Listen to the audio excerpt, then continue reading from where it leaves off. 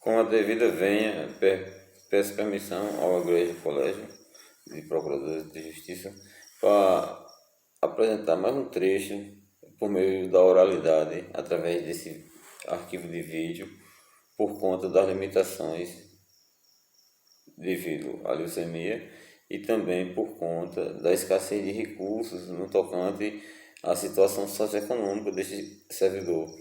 Mas assim, para falar sobre princípios da administração pública, que é justamente o tema, o assunto-chave do instrumento em apreço. Então, temos o assunto de violação dos princípios constitucionais. Então,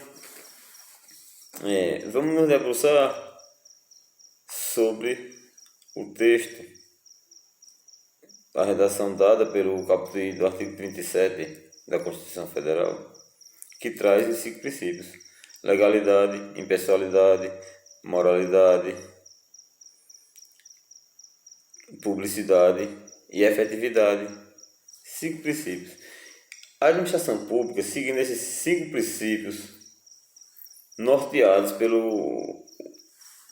a legislação correlata que rege o sistema administrativo, digamos, o ordenamento jurídico, seguindo esses 5 princípios, a administração pública funciona de forma perfeita. Mas assim, na verdade, o caso em questão, o que temos é ofensa aos 5 princípios enumerados no caput do artigo 37 da Constituição. Tem a ofensa grave aos 5 princípios constitucionais, já apresentada a exaustão, assim como tem também afligido de forma negativa, tem gerado impacto negativo na vida individual do requerente, correto? Mas que o requerente tem a ver com isso? Se é culpa de quem? Do órgão público. Porque se os agentes públicos praticaram um ato dessa natureza em detrimento de um colega, isso é uma coisa muito grave, excelência.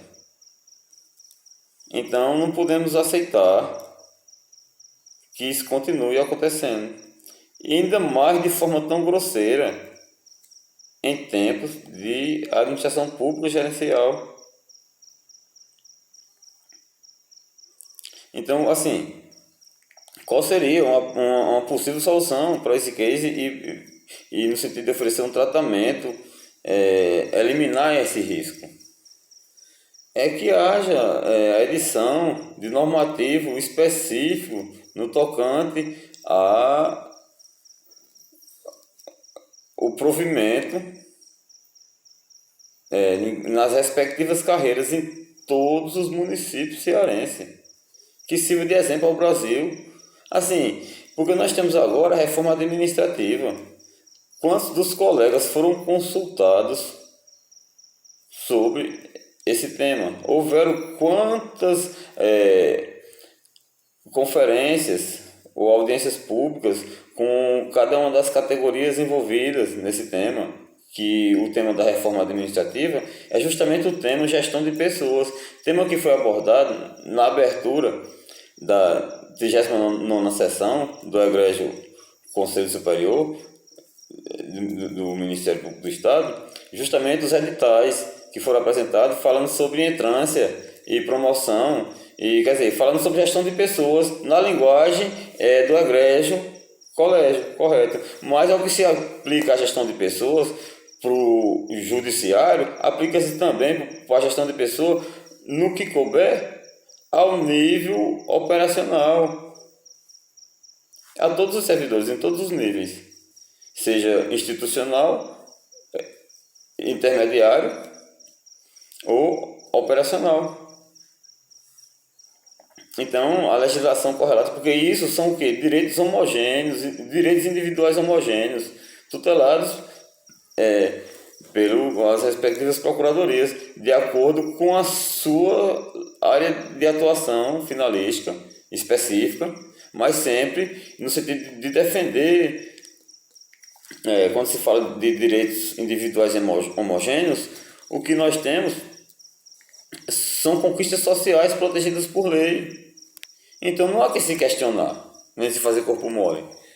Assim, caso verificar o motivo de que algum colega tenha se enganado, entende? Ou qual o estressor externo que possa ter influenciado a tal decisão, né? A gente tem que ver isso também, porque só foram expressões. Mas a gente aguenta, porque a nossa causa vale mais. Assim, falando da reforma administrativa, temos que no texto acrescentar vários princípios.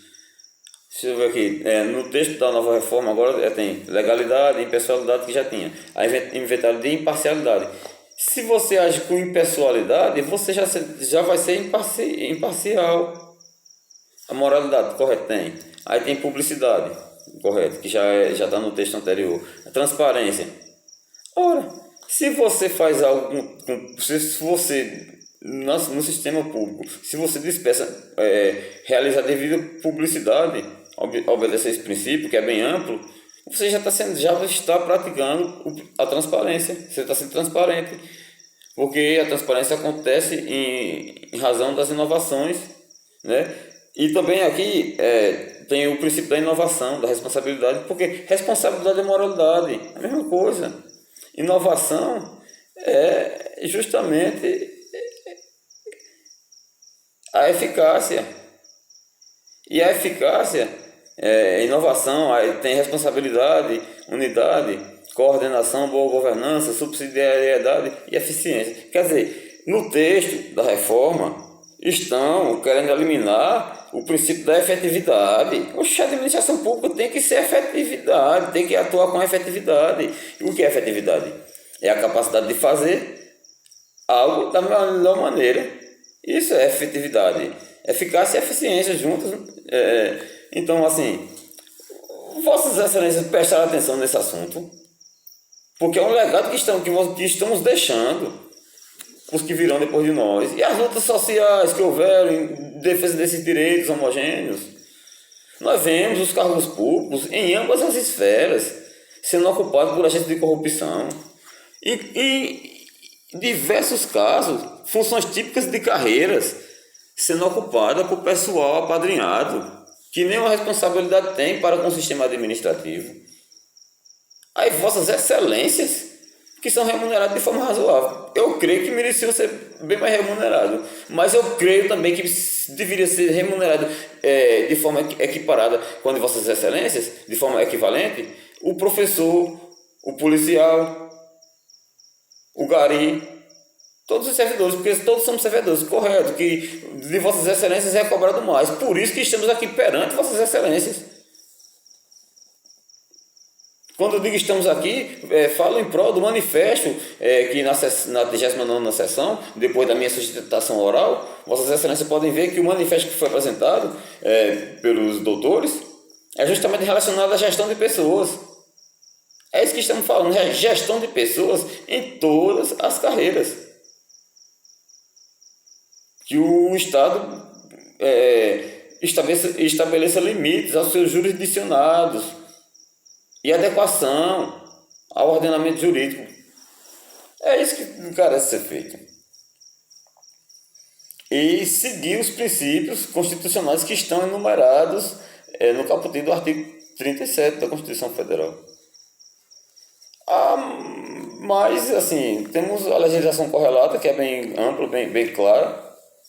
Então não há que se questionar sobre esse ponto. Mas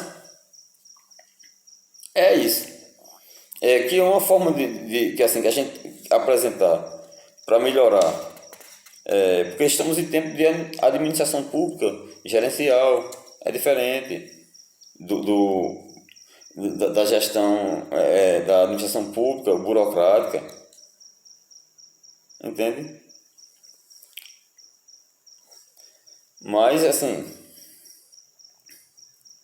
está na hora da gente inovar. E inovando na gestão de processos nesse sentido. Por exemplo, os riscos que foram apresentados, retomando os riscos, né, agora que foram apresentados, porque é um assunto bem amplo, convenhamos que o risco que for apresentado, eles se oferecer tratamento a esses riscos por meio de normativo específico, vai atender a todos. Porque assim, no sentido de objetivar também o funcionamento do sistema administrativo. E a melhor forma de objetivar é atender, primeiro a quem? Ao corpo técnico, ao corpo funcional da corporação. Toda corporação só pode se desenvolver a partir da estrutura que parte do seu corpo funcional. Então, assim, no sentido de oferecer um tratamento por meio de normativo específico, cruzamento de informações, ou sei lá, este que aqui está não é obrigado a fazer todas as coisas, ou sugerir todas as coisas, ou apresentar todas as coisas. Vossas Excelências sabem que temos ferramentas tecnológicas e ferramentas jurídicas suficientes para oferecer o devido tratamento. Então, cada servidor, na sua área de atuação, faça a sua parte. E vamos, a partir, por exemplo, já pensou cada delito, porque são delitos? Qualquer negligência praticada por um servidor público é um delito. Cada delito que um servidor público praticar em exercício de suas funções, já pensou fosse gerar uma judicialização?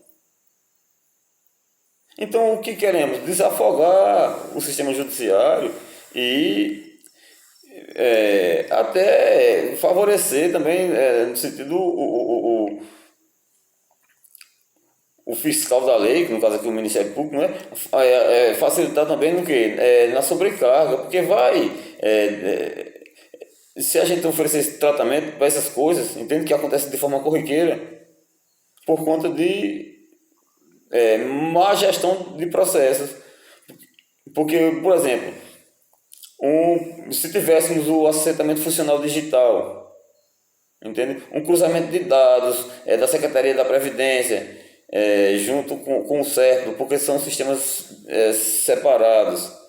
O DataPrev e o CEP são separados. Então, se houvesse esse cruzamento de dados, entende? Cruzamento de dados com o Ministério do Trabalho, no caso de registrar, fazer registro de profissão, entende? O cruzamento de dados com demais órgãos, repartições, que pudesse ser congregado todas essas informações. Então, exemplo, o registrato do Banco Central, o sistema de registrato do Banco Central, é bem legal de se entender. Então, ali seria uma alternativa, um exemplo a seguir, um bom exemplo a seguir, no sentido de fazer esse cruzamento de dados. Entende? E oferecer tratamento imediato por meio de normativo específico, que já tem normativos. Agora, o que falta é fazer esse rastreamento e identificação dessas inconsistências.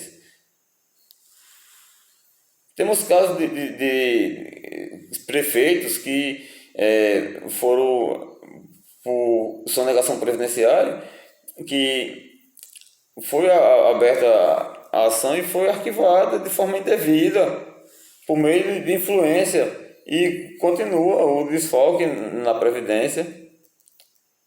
Entende? E assim, quando a municipalidade deixa de instituir o seu sistema de regime próprio, recai sobre o INSS, correto, mas o Tribunal de Contas, que é o órgão de fiscalização e controles, é justamente quem deve fazer esse serviço, né?